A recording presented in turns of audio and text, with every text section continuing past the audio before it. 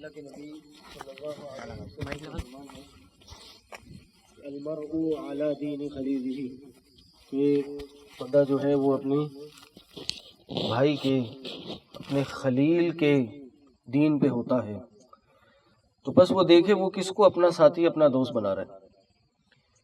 ابھی یہاں جب آ رہے تھے تو رستے میں گاڑی میں یہی موضوع سٹارٹ ہو گیا تھا کہ یہاں آنے کا پرپس کیا ہے۔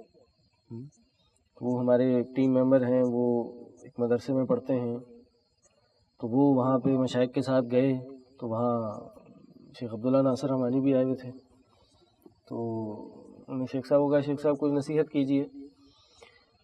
شیخ صاحب نے کہا کہ بھائی یہ پورا سال نصیحتیں ہی سنتے رہتے ہیں، تو ابھی تو کچھ تفریحی موقع ہونا چاہیے، اور ابھی بھی اگر یہ اس طرح کی باتیں ہوں تو ظاہر ہے وہ تفریح کا ایز پر ختم ہو جاتا ہے۔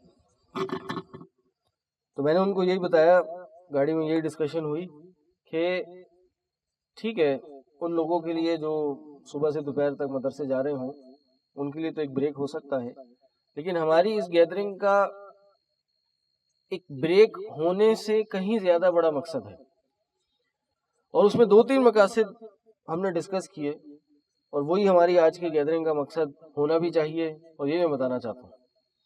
نمبر 1 مقصد کیا ہونا چاہیے؟ اللہ کے نبی صلی اللہ علیہ وسلم نے فرمایا کہ قیامت کے دن عرش الہی کا سایہ 7 لوگوں کو نصیب ہوگا۔ اس دن جس دن اس کے سائے کے علاوہ کوئی سایہ نہیں ہوگا، اس دن بڑی تپش ہوگی، گرمی ہوگی، انسان کا پسینہ جو ہے وہ عام جو دنیا میں پسینہ نکلتا ہے اس سے کہیں زیادہ نکل رہا ہوگا، اپنے گناہوں کے بقدر نکل رہا ہوگا، یہاں تک کہ ایک شخص اپنے جسم کے مطابق اپنے پسینے میں ڈوبا ہوگا، غوطے مار رہا ہوگا، اتنا زیادہ پسینہ ہوگا۔ یہ چند میٹر کے فاصلے پہ یہ سورج جو ہے قریب آ جائے گا، تو اس دن نبی علیہ السلام نے فرمایا کہ یہ عرش الہی کا سایہ 7 لوگوں کو، خصوصی سایہ جو ہے 7 لوگوں کو نصیب ہوگا۔ اس میں سے ایک شخص یا 2 شخص وہ ہیں، کون ہیں؟ کس چیز کی طرف اشارہ ہے؟ کہ جو 2 لوگ آپس میں ایک دوسرے سے ملے اور نہ ملے سوائے اللہ کے لیے۔ تو ہماری سب سے پہلا جو مقصد اس گیدرنگ کا ہونا چاہیے وہ یہ کہ بھائی ہمارے سب دینی بھائی ہیں ماشاءاللہ الحمدللہ، تو ہم ایک دوسرے سے اللہ کے لیے ملنے کے لیے اکٹھے ہوئے ہیں، اور کوئی مقصد نہ ہو، یعنی کوئی اور مقصد نہ بھی ہو، یہ ایک واحد مقصد ہو تو یہ بھی بہت بڑا مقصد ہے۔ تو اس بات سے یہ ثابت ہو گیا کہ ابھی سے لے کے صبح تک اور اس کے بعد تک جب تک بھی ہم یہاں پہ ہوں گے، اگر اپنی نیت یہ کر لیں، نہیں بھی تھی ابھی بھی کر لیں، تو یہ سب کچھ کرنا، یا کھیلنا، کھانا پینا، بیٹھنا، گپے لگانا، یہ سب کیا بن جائے گا؟ یہ بھی عبادت بن جائے گا۔ تو ابھی سے یہ نیت ہو تو یہ ہم سب لوگ اس عبادت میں شامل ہو جائیں گے۔ کوئی یہ نہ سمجھے کہ بھائی تو تفریح پہ آئے ہوئے، وقت ضائع ہو رہا ہے اور علم سے دوری ہو گئی یا عبادات سے دوری ہو گئی، رات کو جاگ رہے ہیں تو صبح کیا ہوگا، دن خراب ہو جائے گا یا روٹین ڈسٹرب ہو گیا۔ نہیں، یہ بھی ایک عبادت ہے، بلکہ سلف صالحین، ایک سلف کا قول یہ ہے کہ بھائی دنیا میں میں زندہ ہی اسی لیے ہوں۔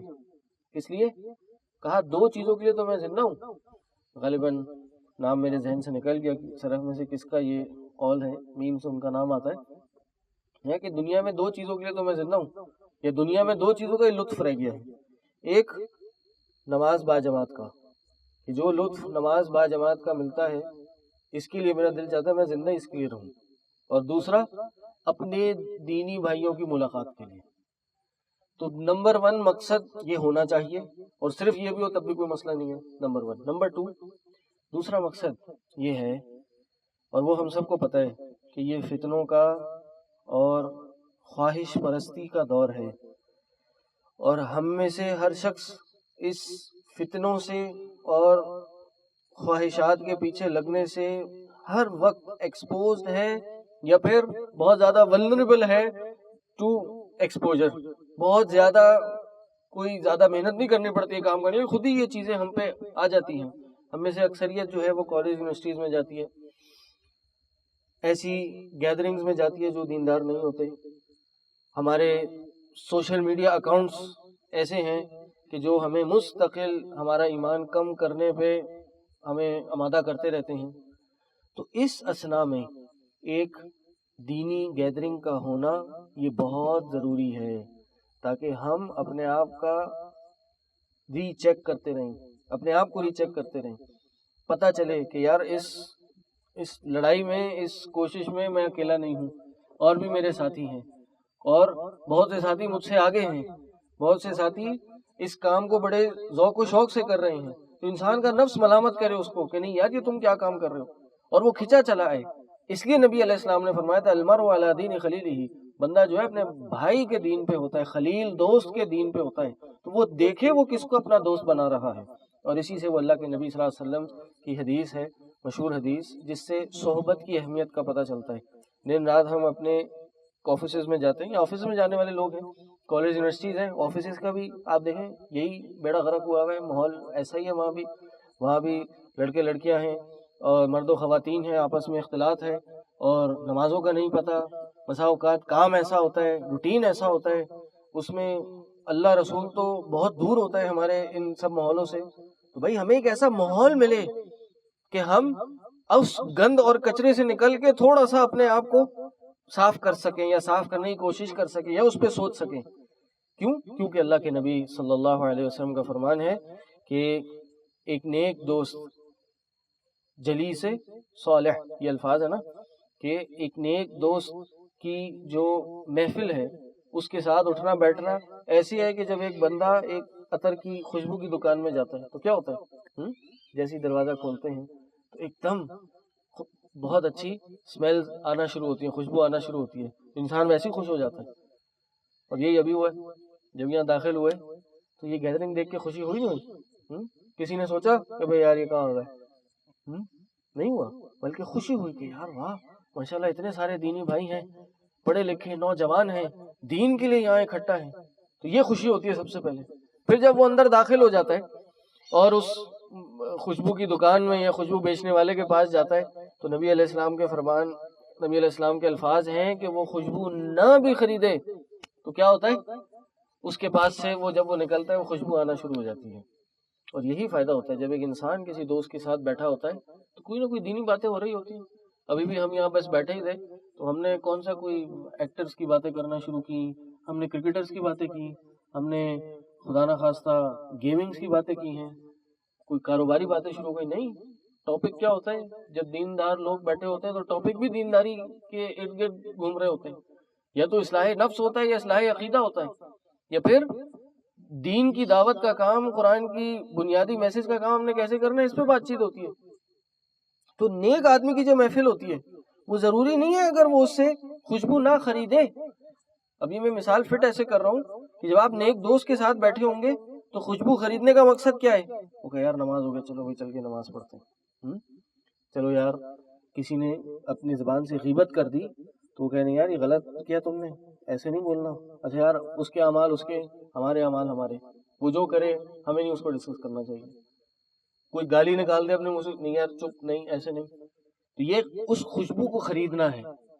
اگر یہ بھی نہ ہو، وہ روکے نہیں آپ کو، تو خوشبو آپ کے پاس سے آتی ہے. کیسے آتی ہے؟ اب آپ بیٹھے ہوئے نیک آدمی ہے، آپ دیکھ رہے ہیں ایک شخص ہے وہ زبان سے ذکر اذکار کر رہا ہے تو آپ کو خیال آتا ہے یار یہ تو پکنک پہ بیٹھ کے ذکر اذکار کر رہا ہے، نماز سے پہلے سنتے پڑھ رہا ہے، نماز کے بعد سنتے ادا کر رہا ہے، یا یہ اس کا لہجہ دیکھو کتنا اچھا ہے، اس کا اخلاق کتنا اچھا ہے، تو میں کہاں کھڑا ہوں؟ وہ بھلے آپ کو وہ خوشبو نہیں بیچ رہا، آپ نے اس سے خوشبو نہیں خریدی، لیکن اس خوشبو کے اثر سے آپ کا جسم معطر ہو جاتا ہے، آپ کا جسم خوشبو سے بھر جاتا ہے. اور آپ اس جب محفل سے نکلتے ہیں تو اپنے آپ کو ایٹ لیسٹ اپ گریڈ نہیں کرتے تو کم از کم اپ گریڈ کرنے کی کوشش میں لگے رہتے ہیں. یار یہ بھی تو میرے جیسے ہی بھائی ہے نا، یہ بھی تو اسی ماحول سے آ رہے ہیں، لیکن یہ نماز بھی پڑھ رہے ہیں. چلو میں کورس میں آیا تھا، میں چلا گیا، اب میں سال ڈیڑھ سال بعد آیا ہوں، یہ لوگ تو پڑھ رہے ہیں نا یار، میں بھی دوبارہ آ سکتا ہوں.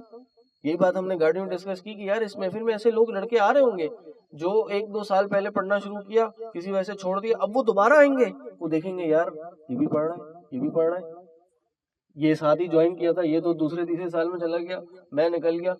یا میں دیکھ رہا ہوں یار یہ سارے پڑھنے والے لوگ ہیں، میں تو شامل نہیں ہوں، میں بھی شامل ہو جاؤں. تو یہ ایک انسان کے اندر تڑپ پیدا ہوگی، تو یہ ایسے ہے جیسے اس کو خوشبو مل گئی ہے. اور یہ ساری چیزیں کیا ہیں؟ یہ سب عبادت ہیں. تو ہم اگر اس نیت سے اس کو منائیں کہ یہ ایک صحبت صالحہ ہے، تو یہ ہمارا بیٹھنا یہاں، جڑنا، کھیلنا کودنا، یہ سب عبادت ہے. تو بس یہ نیت ہو. انشاءاللہ باتیں بہت ہیں، صبح فجر تک بہت ٹائم ہوگا. انشاءاللہ کوئی نہ کوئی اور باتیں بھی انشاءاللہ کرتے رہیں گے اللہ کی توفیق سے. یہی مقصد تھا آپ کا بتانے کا. كتاب الرسل والهدي الدليل